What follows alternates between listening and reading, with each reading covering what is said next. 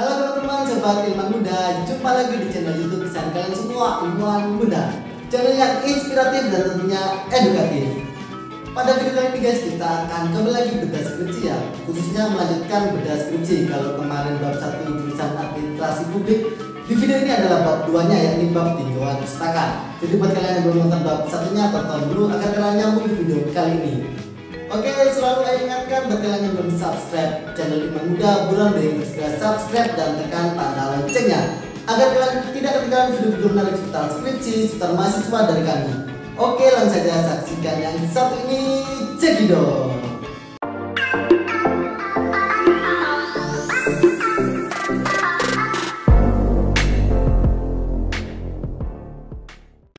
Halo Sobat Ilmuwan Muda, kemarin kita sudah membahas terkait bab 1 ya. Sekarang kita akan lanjut untuk membahas bab 2. Oke, bab 2 ya. Nah, bab 2 sendiri teman-teman disebut banyak ya istilahnya. Ada yang menyebutnya kajian pustaka, lalu ada juga landasan teori, ada juga yang mengatakan studi literatur, dan ada juga tinjauan teori. Nah, tetapi di bab 2 di skripsi kali ini namanya adalah kajian pustaka. Kemudian apa saja yang harus diperhatikan? Yang pertama teman-teman, 1. Ide pokok yang digunakan sama seperti pendahuluan atau latar belakang, akan tetapi lebih disempurnakan lagi. Apa maksud disempurnakan di sini? Disempurnakan berarti dijabarkan lebih luas lagi, karena isi dari bab 2 tentu lebih banyak daripada pendahuluan. Meskipun ide pokok yang dikembangkan juga sama. Jadi sama ya teman-teman, membahas tentang pelayanan publik, lalu kemudian membahas terkait pentingnya kualitas, kemudian administrasi kependudukan, dan juga membahas terkait kantor camat sekar bela. Lalu kajian pustaka di sini ada beberapa subbab ya teman-teman. Yang pertama ada 2.1 yakni penelitian terdahulu, lalu 2.2 pelayanan, kemudian 2.3 pelayanan publik, 2.4 kualitas pelayanan publik, 2.5 administrasi kependudukan, dan 2.6 yakni kerangka berpikir. Oke, mari kita bedah isi bab 2-nya ya satu per satu. Yang pertama ada 2.1 yakni penelitian terdahulu. Pada poin ini dijelaskan beberapa literatur terkait penelitian terdahulu yang relevan dengan penelitian penulis. Penelitian terdahulu ini disampaikan dalam bentuk tabel yang berisi ada nomor, kemudian nama dalam kurung tahun, judul, dan hasil. Misalnya nih ya, kita ambil contoh di skripsi ini nomor 1 ya, nama penelitinya Yeni Rahmawati, tahunnya tahun 2017. Adapun judulnya yakni kualitas pelayanan publik di kantor administrasi kependudukan dan pencatatan sipil Kabupaten Wonosobo. Kemudian hasilnya dapat disimpulkan bahwa kualitas pelayanan yang ada di kantor administrasi kependudukan dan pencatatan sipil belum memenuhi fasilitas pelayanan yang memadai dalam memberikan kualitas pelayanan publik kepada masyarakat seperti ruangan yang terbatas, tidak adanya pendingin ruangan atau AC, MCK yang belum memadai, seperti itu. Di sini banyak yang penelitiannya, bisa 3, 4, 5 gitu, sesuai dengan minimal dari kampus-kampus tertentu lah ya. Kemudian bagian 2.2 yakni pelayanan. Pada poin ini dijelaskan beberapa literatur terkait pelayanan, misalnya saja Hardiansa tahun 2011 mendefinisikan pelayanan dapat diartikan sebagai aktivitas yang diberikan untuk membantu menyiapkan dan mengurus baik itu berupa barang atau jasa dari satu pihak. Lalu lanjut bagian 2.3 yakni pelayanan publik. Pada poin ini dijelaskan beberapa literatur terkait pelayanan publik ya, misalnya saja terkait pengertian pelayanan publik, kemudian tujuan pelayanan publik, bentuk-bentuk pelayanan publik, dan literatur yang dianggap perlu untuk disampaikan. Adapun pada poin 2.3 pelayanan publik ini oleh penulis dibagi lagi menjadi subbab-subbab yang lebih spesifik lagi, yakni ada 2.3.1 yakni definisi pelayanan publik, kemudian ada 2.3.2 membahas terkait tujuan pelayanan publik, dan 2.3.3 yakni bentuk pelayanan publik. Kemudian lanjut yang 2.4 yakni kualitas pelayanan publik. Pada poin ini dijelaskan beberapa literatur terkait kualitas pelayanan publik, misalnya saja kualitas merupakan suatu kondisi dinamis yang berhubungan dengan produk, jasa, manusia, proses, dan lingkungan yang memenuhi harapan pelanggan. Proses dan lingkungan ini menurut Goss dan Davis tahun 1994. Selanjutnya subbab ke-2.5 yakni administrasi kependudukan. Pada poin ini dijelaskan beberapa literatur terkait administrasi kependudukan. Misalnya saja administrasi kependudukan dalam Undang-Undang Nomor 23 Tahun 2006 tentang administrasi kependudukan adalah rangkaian kegiatan penataan dan penertiban dalam penerbitan dokumen dan data kependudukan melalui pendaftaran penduduk, pencatatan sipil, pengelolaan informasi administrasi kependudukan, serta pendayagunaan hasilnya untuk pelayanan publik dan pembangunan sektor lain. Lalu lanjut bagian yang 2.6 yakni kerangka berpikir. Di sini oleh penulis disampaikan dulu ke dalam bentuk paragraf dan kemudian disambung menjadi kerangka ya dalam bentuk bagan. Nah, jadi untuk deskripsinya bisa kita buat seperti ini. Kantor Camat Sekarbela selaku penyedia jasa di mana berhubungan langsung dengan pelanggan dituntut untuk memberikan pelayanan publik kepada masyarakat dengan sebaik mungkin sesuai dengan harapan masyarakat. Salah satu tugas dari kantor Camat Sekarbela adalah memberikan pelayanan publik kepada masyarakat di bidang kependudukan. Nah, dari paragraf tadi kemudian oleh penulis biasanya dibuat skema kerangka berpikir ya. Di sini teman-teman bisa dilihat di gambar 1 yakni skema kerangka berpikir. Di situ pada bagian administrasi kependudukan ya.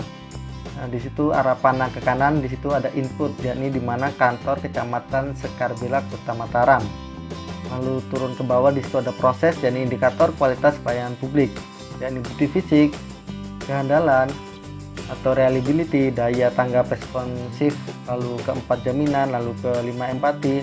Nah, di situ ada hasil penelitian. Sedangkan di bagian yang kiri, di situ dari administrasi kependudukan ada KK, SKCK, KTP, UMK. Nah, itu saling panah terkait dan panah ke bawah di situ ada kurangnya informasi. Kemudian tingkat ketepatan waktu pembuatan KK, KTP yang sangat lama, kemudian kurangnya SDM dari kualitas pelayanan di kantor Kecamatan Sekarbela. Seperti itu teman-teman.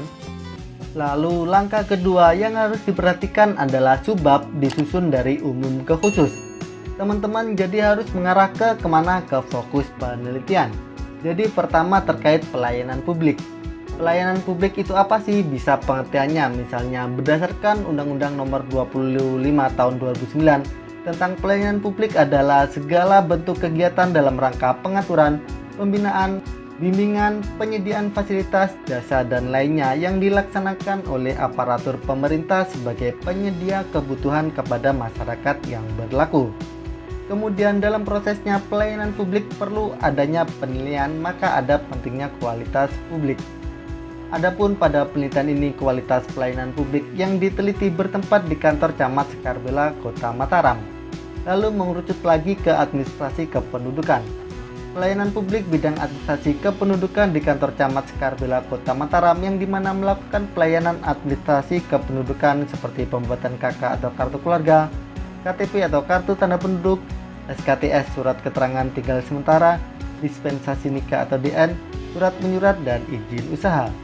Lalu poin yang ketiga teman-teman, langkah ketiganya adalah tiap subbab dapat terdiri dari beberapa referensi penunjang. Jadi di sini satu paragraf itu bisa terdiri dari lebih dari satu referensi ya teman-teman. Dan referensinya juga harus update ya, harus terbaru apalagi jika menggunakan jurnal. Nah misalkan contohnya seperti ini teman-teman. Ini yang membahas terkait pelayanan publik. Untuk kalimat pertama, pelayanan publik adalah suatu usaha yang dilakukan kelompok atau seseorang atau birokrasi untuk memberikan bantuan kepada masyarakat dalam rangka mencapai suatu tujuan tertentu. Ini menurut Munir tahun 2002. Lalu yang kedua ada kalimat lagi tentang pelayanan publik, yakni berdasarkan Undang-Undang Nomor 25 Tahun 2009 tentang pelayanan publik. Pelayanan publik adalah segala bentuk kegiatan dalam rangka pengaturan, pembinaan, bimbingan, penyediaan fasilitas, jasa dan lainnya yang dilaksanakan oleh aparatur pemerintah sebagai penyedia kebutuhan kepada masyarakat yang berlaku. Selanjutnya kalimat ketiga ditambah lagi terkait pelayanan publik seperti ini. Pelayanan dapat diartikan sebagai aktivitas yang diberikan untuk membantu menyiapkan dan mengurus baik itu berupa barang atau jasa dari satu pihak. Ini menurut Hardiansyah tahun 2011. Jadi ada 3 kalimat seputar pelayanan publik dengan berbagai sumber yang terdapat dalam satu paragraf. Kemudian langkah keempat, ubah kalimat dari referensi dengan bahasa kita sendiri, dengan bahasa kalian sendiri. Jadi tidak boleh mengubah isi, keuntungannya bisa mengurangi plagiasi. Nah, oke, langsung saja teman-teman. Contohnya, kalimat seperti ini tentang pelayanan publik ada 2 kalimat. Yang pertama, pelayanan publik adalah suatu usaha yang dilakukan kelompok atau seseorang atau birokrasi untuk memberikan bantuan kepada masyarakat dalam rangka mencapai suatu tujuan tertentu. Ini menurut Munir tahun 2002. Lalu kalimat keduanya, pelayanan dapat diartikan sebagai aktivitas yang diberikan untuk membantu menyiapkan dan mengurus baik itu berupa barang atau jasa dari satu pihak. Ini menurut Hardiansyah tahun 2011. Oke, 2 kalimat ya. Langsung kita ubah kalimat pertamanya jadi pelayanan publik merupakan suatu upaya yang dilakukan seseorang, garing kelompok, garing birokrasi guna memberikan bantuan untuk masyarakat dalam rangka mencapai suatu maksud tertentu. Ini menurut Munir tahun 2002. Lalu kalimat keduanya jadi seperti ini. Pelayanan bisa berarti sebagai kegiatan yang diberikan guna menyiapkan, menolong, dan mengurus baik itu berupa barang garing jasa dari satu pihak. Ini menurut Hardiansyah tahun 2011. Kalau kalian bingung, kita akan mensejajarkan kalimat asli dengan kalimat sendirinya. Kalimat asli tadi kan seperti ini. Pelayanan publik adalah suatu usaha yang dilakukan kelompok atau seseorang atau birokrasi untuk memberikan bantuan kepada masyarakat dalam rangka mencapai suatu tujuan tertentu. Ini menurut Munir tahun 2002. Lalu kalimat aslinya kita ubah menjadi pelayanan publik merupakan suatu upaya yang dilakukan seseorang garing kelompok garing birokrasi guna memberikan bantuan untuk masyarakat dalam rangka mencapai suatu maksud tertentu. Ini menurut Munir tahun 2002. Coba diperhatikan ya teman-teman. Di sini adalah pelayanan publik adalah kita ganti menjadi merupakan. Kemudian suatu usaha kita ubah menjadi upaya yang dilakukan kelompok atau seseorang atau birokrasi. Nah, ini kita simpelkan, kita jadikan atau itu garing, jadi seseorang garing kelompok garing birokrasi. Kemudian untuk kita ubah menjadi guna memberikan bantuan kepada masyarakat. Nah, kepada di sini kita ganti menjadi untuk. Kemudian dalam rangka mencapai suatu tujuan tertentu. Nah, di sini tujuan kita ganti menjadi maksud, jadi suatu maksud tertentu. Kemudian lanjut ke kalimat keduanya. Kalimat aslinya tadi kan seperti ini. Pelayanan dapat diartikan sebagai aktivitas yang diberikan untuk membantu menyiapkan dan mengurus baik itu berupa barang atau jasa dari satu pihak. Ini menurut Hardiansyah tahun 2011. Lalu kalimat sendiri, kalimat kalian seperti ini. Pelayanan bisa berarti sebagai kegiatan yang diberikan guna menyiapkan, menolong, dan mengurus baik itu berupa barang atau jasa dari satu pihak. Ini menurut Hardiansyah tahun 2011. Di sini coba perhatikan ya teman-teman. Dapat diartikan kita ubah menjadi bisa berarti. Kemudian aktivitas, sebagai aktivitas di sini menjadi sebagai kegiatan. Aktivitas kita ubah menjadi kegiatan. Kemudian yang diberikan untuk membantu kita ganti menjadi yang diberikan guna ya. Untuk kita ganti guna. Kemudian yang membantu menyiapkan dan mengurus itu kita balik menjadi menyiapkan, menolong, dan mengurus. Nah, menurut Hardiansyah tahun 2011. Nah, seperti itu teman-teman.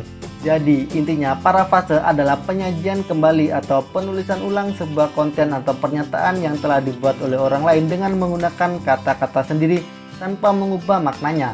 Kita bisa mengganti katanya menggunakan sinonimnya, dan kita juga boleh merubah susunan katanya asalkan dengan catatan tidak boleh mengubah maknanya.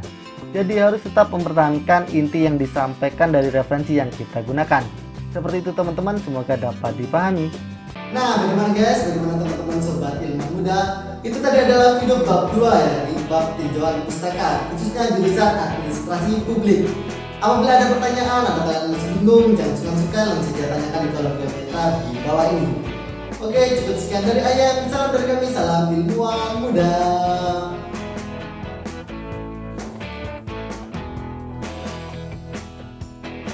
Halo teman-teman, sobat ilmuwan muda.